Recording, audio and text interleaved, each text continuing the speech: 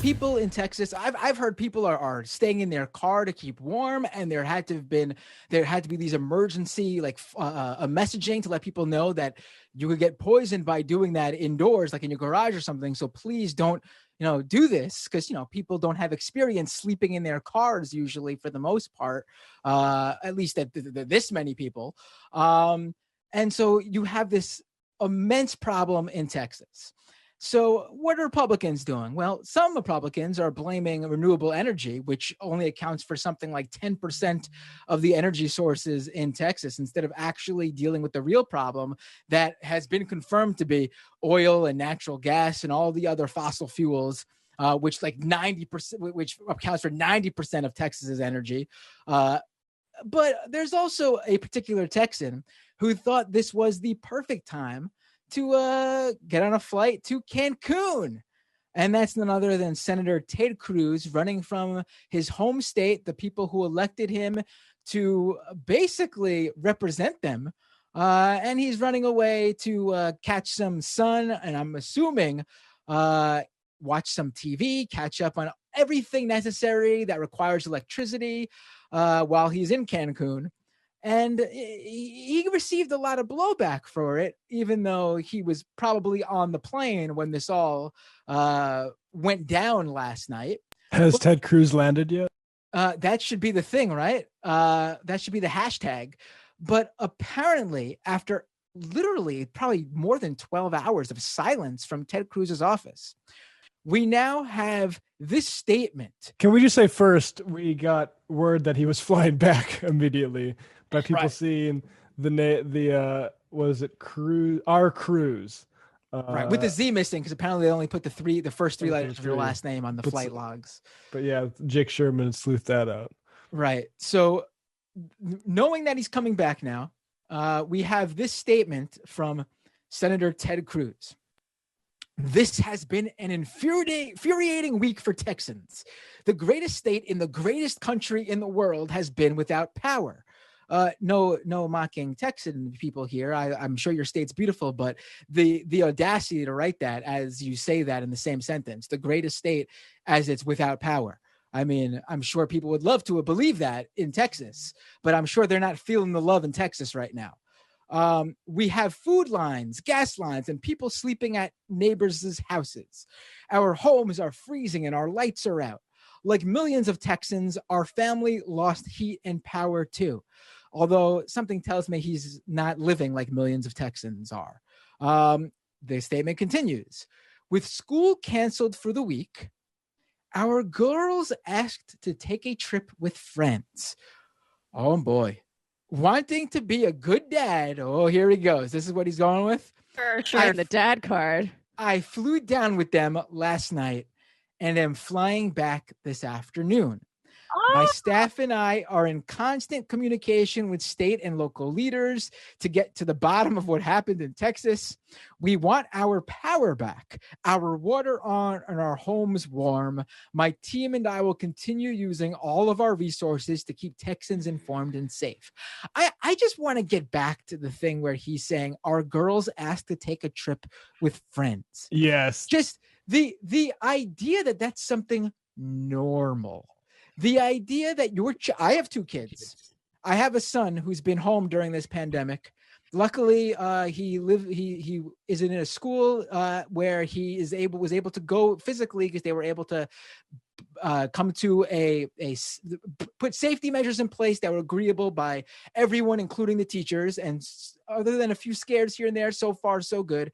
But he has spent all of last year home and a number of weeks this year home already. And I'm sure he is missing. I could assure you, actually, he's missing his friends, and he is really, he's almost 6 years old. He's going crazy. I'm feeling it too. We don't get to just go on a trip with friends because our kids asked. I wish I could afford to send my kids on a trip. I also wish if I did have the luxury to be able to afford to send one of my kids on even a local trip somewhere with a group of friends, like to a state next door or something, I would have the funds to just pay for myself to take that trip, a round trip immediately there and back, just so I can accompany them there. It's not true. That's the point. Okay. Yeah. That wasn't the plan.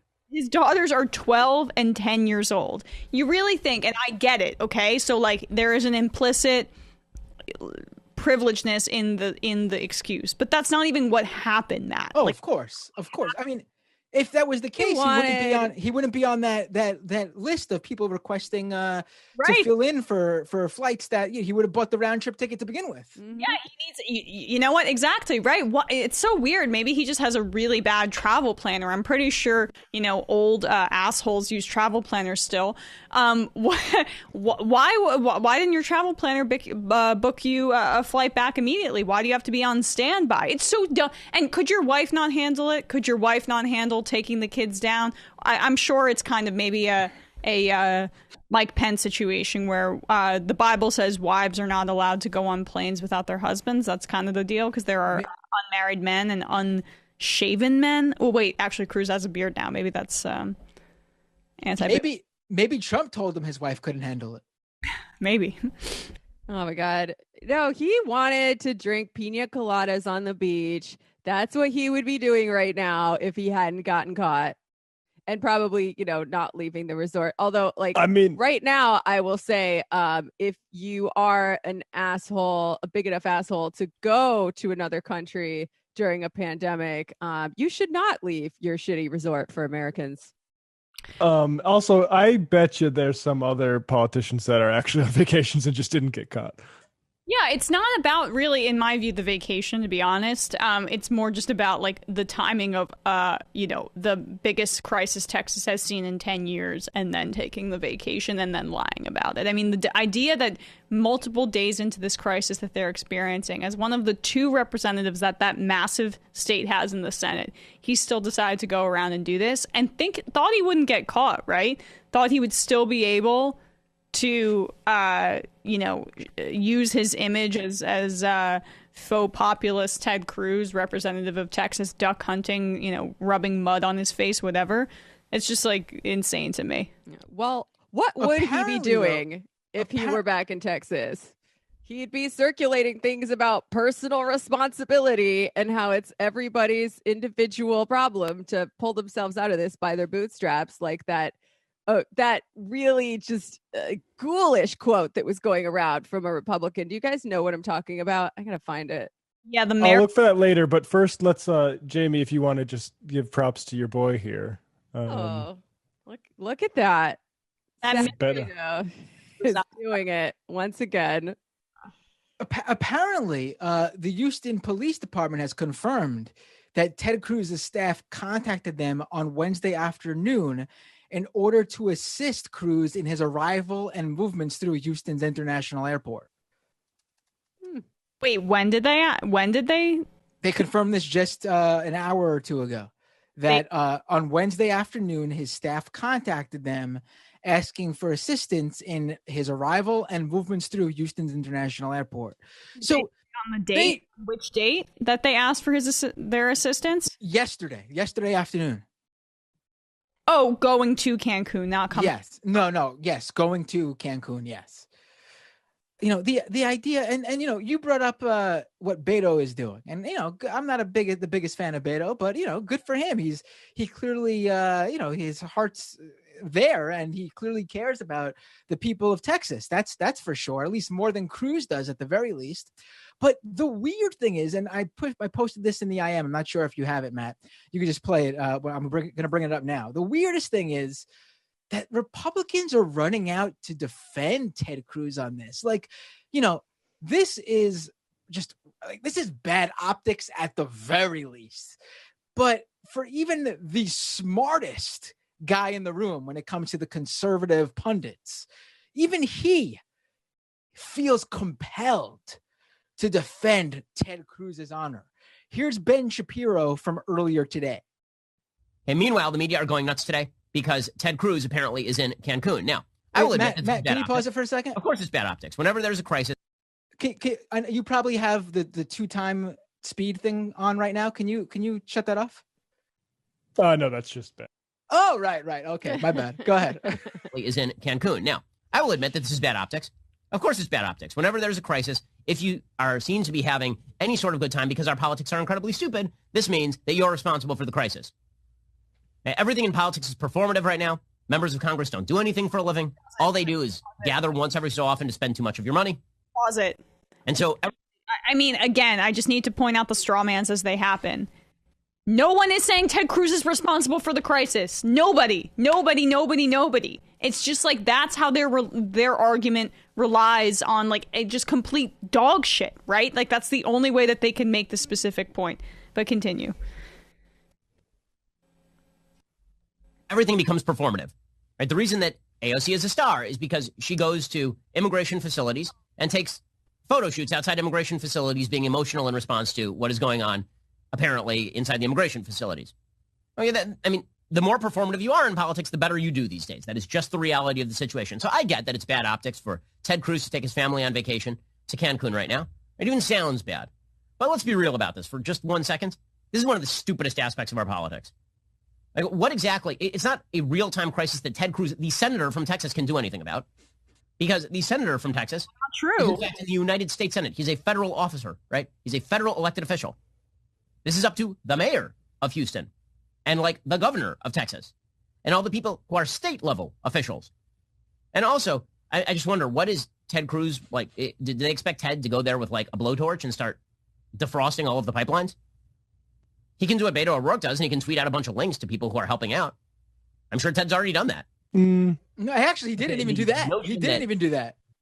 No, he didn't do that. And it's also, Beto O'Rourke is not an elected official. He's not in office right now. Ted Cruz is in office. And there are a lot of things that he can do as a senator. He can, divert resources. He can talk to the president of the United States. He can make it clear what his constituents are experiencing. I mean, the idea that Ben Shapiro would not throw a hissy fit if, say, Elizabeth Warren or just some random politician or, whatever Democratic politician went away, senator, in the middle of a crisis in their state. Like, say, Cory Booker decided to take a vacation during Sandy. He would be up in arms. I guess one bright side is that, what did Ben Shapiro say about Ted Cruz with a blowtorch defrosting the pipelines? I mean, he might be the first conservative to admit it's the pipelines and not like wind turbines. So maybe we should look on the bright side there. I noted that as well. I'm like, wow, at least we're acknowledging basic reality here, Ben. I mean, it's basic reality, Ben. Like, he's also the guy who was like, maybe Trump should not just say just immediately after it looks like Biden's going to win that the election was stolen. Like, you mentioned him being like the smarter version of it. And it is funny because he will just, he obviously lands in the same awful place, but you can tell that his journey there is a bit more like conflicted mentally. Yeah. It's just hard for me to pay attention to anything he's saying when it looks like he's got two stuck on eyebrows, like the big pack of fake mustaches that I have. Yeah, like, you mean Groucho glasses? That kind of, yeah.